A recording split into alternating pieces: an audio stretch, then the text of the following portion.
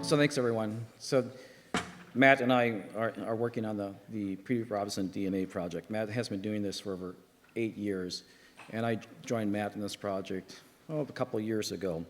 But a little bit of the background, a lot of the background we've heard already about why the Peter Robinson's settlers were introduced.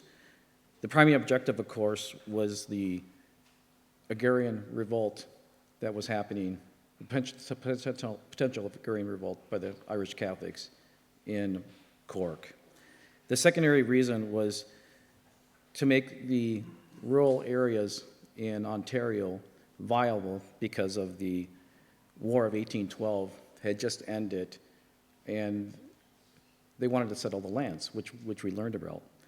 But so the War of 1812, it ended February 18th, 1815, and the Napoleonic Wars ended that same year in July of 1815. And Dr. J had mentioned earlier about the eruption of Mount Tambora in Indonesia, which was the East Indies, the Dutch East Indies, which caused a great climatic change, which was exacerbated by an 1814 eruption of Mayon in the Philippines. So just think about this. There was so much ash that was put in the air. It was so wet, and Dr. J had mentioned the same thing. That was the year without summer. So there was a famous author that was in a Vienna castle with Lord Byron, and they were sitting around because they couldn't get outside. And that author happened to be Mary Shelley. Mary Shelley wrote Frankenstein in 1816. So think about this, your ancestors, the Youngs, the Maras, the Foleys, the Hickeys, the O'Hoolahans, all sitting around in that summer. It was just cold and it's wet. And remember when we went out and we were on tour and we were wet and we were cold. But think about that happening year over year over year, from 1816, 17, 18, 19, into the 20s. That wetness permeated through the crops, and that wetness continued to happen year after year, and that caused the potato blight, that fungus that happens on the potatoes. So year after year, your fields and your farms are failing. So our ancestors were going through this. So when they had the opportunity to go to Canada, that was a piece that was really, it was open to them. It was an offering. So let's go to the next slide. So we already know about the immigration scheme, but one of the things I wanted to mention was the links between ancestors and our land that we have. We wanted to find another way to look at these connections, and that's where the DNA project comes in. So with our Peter Robinson DNA project, we wanted to use evidence with common links between our ancestors. If you can go to the next slide. So the primary goal for our DNA project is to establish a genetic signature of the descendants of each Peter Robinson family and to triangulate those DNA matches to identify common ancestors in Ireland and our cousins around the world.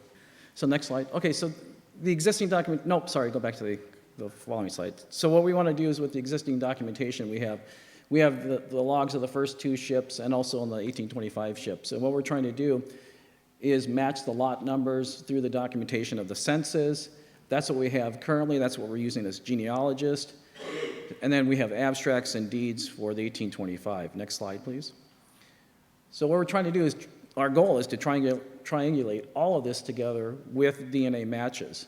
So we use the graves, the parishes, the tithes, the ships, and then we have the DNA, the census, the family matches, and then we want to match our families together via DNA.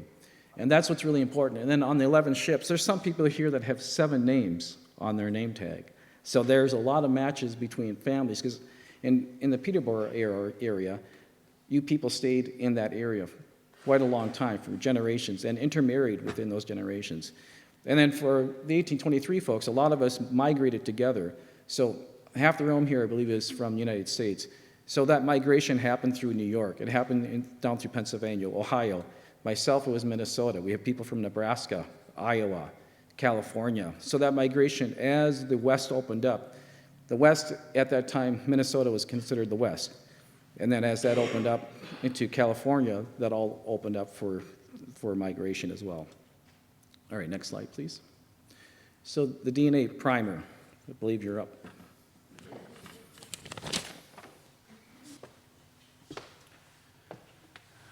Many are already familiar that the cost of sequencing the human genome has declined incredibly in the past 25 years. What started out as a $100 million effort now can be done for just a few $100s. That has caused the consumer products to be offered that can provide a customer with analysis of the autosome type cells for autosomal DNA, but also the sex cells for Y DNA, X DNA, and mitochondrial DNA. Let's go to the next slide, please. Today we can get autosomal tests available from several providers for $34, $39 US, and that's well within the reach of many. So the popularity of these tests has increased with the decrease in price.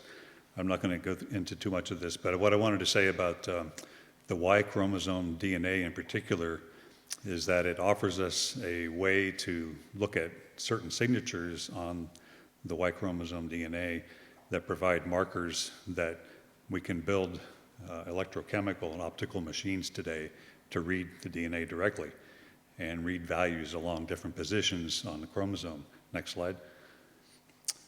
The positions are not important. What's important is that we're able to build machines to read these things. So what's been offered over time, the past 20 years, particularly by Family Tree DNA, are different levels of Y chromosome DNA tests. It started out with 12 markers. That's what the machines were able to do at that time. That's just 12 different positions along a very long chromosome with many millions of positions. Over time, that has increased to offering a product with 25 markers, 37 markers, 67 markers. Today, the highest level of test offered for the consumers is what's called a big Y 700. They guarantee 700 markers, but they're really reading 838, and they'll offer at minimum 700 of those. But those help us construct a Y chromosome tree of all the men throughout history. So, next slide, please. When a man today gets a test, and this is just a paternal line, it's passed on from man to a son, father to a son, the result is that we find matches that help us reconstruct the most recent parts of the tree. This is what's just an example of the products that remained. This is called a big Y block tree. And what we have are clusters of matches, and in another, when the privacy issues are, privacy constraints are removed, we'll have surnames on these blocks, and depending on your family history, all of your matches may have the same surname. Surnames go back about 1,000 years in Ireland, in many cases. So, but in many cases, and particularly for Irish clans, you see a mixture of surnames, and it doesn't make sense at first until you go back and read the clan histories, the kingdoms of Ireland, and you see, in fact, all these surnames, when taken in the past 1,000 years, are actually related by the clans that they were associated with. Next slide, please. Today, there are over, I think recently I saw 770,000 men on this tree. And that rate is 1% per month increasing. So soon we'll have over 1 million men on that tree. When we get a new Y DNA test, it'll be somewhere along that tree. In the big Y test, we're able to create new branches of the tree. So that tree is populating itself very quickly. Consequently, because we've had so many men participate in the testing, historians and genealogists have gone back to the annals and other books of genealogy from Munster and McPherbish work and Donovan's work and so on, and read what the clan structure should look like, the names over time, and map parts of the Y DNA tree onto these families. And now it's been so easy to do recently that we sort of have nicknames for many of these branches. We have Irish type 1, Irish type 2. So Genealogists today can look at the Y chromosome, pick out one marker and see CTS 4466, and we know what that means insofar as Ireland goes. The Normans are a little bit, so the Irish typically have many names on their block trees. The Normans have typically one name on their block tree. All the Burkes will have all Burke matches. All the Barrys I know have Barry surnames because I manage that project. But the Normans themselves are not related to each other. Even though the Fitzgeralds and the Barrys married each other's families in Wales, their genetic signature is completely different from a paternal standpoint. Next slide, please. This gets even better when we have documented histories for living men. So the O'Brien dynasty is pretty well documented, and we have living men who've done Y-DNA tests. And we can use that as a reference for our use of the Y-DNA as a kind of chronometer to measure changes over time. And so what we see on the Irish Type 2 website are all of the surnames. If you follow the clan structure for these names, that provides also a nice timeline. It turns out the genetics, maybe surprisingly, the genetics align very well with what was written down several hundred years ago. Next slide, please. Here's some more examples. I'm not going to go into these, but many of the projects at Family Tree DNA now, which are based on surnames, are able to find key signatures for the men with those surnames. Next slide. You can join our project. We welcome anybody with an autosomal DNA kit, or even better, a Y-DNA kit, and just use your search engine to find the Peter Robinson DNA Project. It'll bring up a join button, and you can associate your kit as a member of the project. And we'll try to help you out with making matches to ship passenger lists, and then others in the project that have already joined and can establish their own family histories. Next slide. These are this is too much to read, but I wanted to point out that when you do a test of family tree DNA and you give a surname, it will recommend some projects you can join to help make sense of your results. Men with Omar's surname will be recommended to join the O'Meara project. Barry's will be recommended to join the Barry project, and so on. When you hit one of these 500 surnames for the Robinson settlers, it may recommend that you join the Peter Robinson DNA project as well, whether or not you have members on those ships. So we ask people to try to identify their family histories so that we can make sure that they're able to contribute to the project. Next slide. This one didn't work out too well, but I did want to bring some early results for the Y-DNA matches for the Robinson settlers. So from the surnames, we're able to use these Irish Type 2, Type 3, and O'Brien projects, for example, to find men in which part of Ireland they should be most frequently found in, and perhaps help them with making sense of the annals and the books written about Irish kingdoms. Next slide. Glenn's going to take over for maps.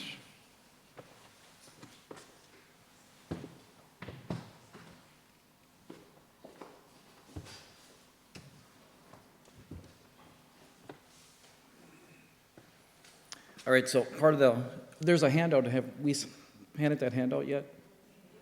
Oh, perfect. So on that handout, there is a QR code, and that QR code goes to, Matt had built these maps, and these are interactive maps. So this first map it shows where we all came from within Ireland. Next slide, please. And then for Ontario, we have the lots and concessions. Matt took all the lots and concessions, built out a table, and he built out a map. So you can actually zoom into the lots and concessions. But I also want to point out that the 9 Ships team, they did a great job for the 1825 version as well. So if you go to the 9 Ships website and look on maps, they have updated their maps, and they also put in their ancestors, or the extended families. And Matt's going to be working on that as well. Next slide. And this one, you can actually filter by ship name. If you filter by ship name, you can actually coordinate the ship with the family, and then zoom into the lots, into the concessions. So this is a great way to verify connections with families, the families married into one another, where they had ended up, and also from a genealogical perspective, you can determine what families migrated together, what families stayed together, what families intermarried as well. Next slide. And then the fly-in directory by surname, this one I really like because you can just take the surname and do a fly-in with the interactive map. And then any feedback for these maps would be great as well. Next slide. We're going to skip through this because the Irish government is doing a new project with genetic mapping, and so this was as a panel I was working on with the Irish government, but we can skip through the next 3 or 4 slides. Keep going. So go back one. Go back one. So what we're asking here is we need your help. We need your help to get the word out to start joining the Peter Robinson Settler DNA project. You know, we want the Y and DNA for the paternal line, but anyone is welcome to join. And we're also trying to get the information out to the people in Ireland here as well, so we can connect back to ancestors here in Ireland. So the key that we're all having, the difficulty we're having, is we get back to 1780s, and we can't get back any further. And the people from Ireland, they're looking towards us as if we're related or not, and we really can't tell. So the Irish have come to us as well and asked, we would like to do genetic DNA testing with you as well, because we want to know who left. Because what we're hearing this week is this is not a well-known immigration scheme, and so we're trying to help people learn about it as well. Matt, you want to say anything else? All right, well, thank you. We appreciate you.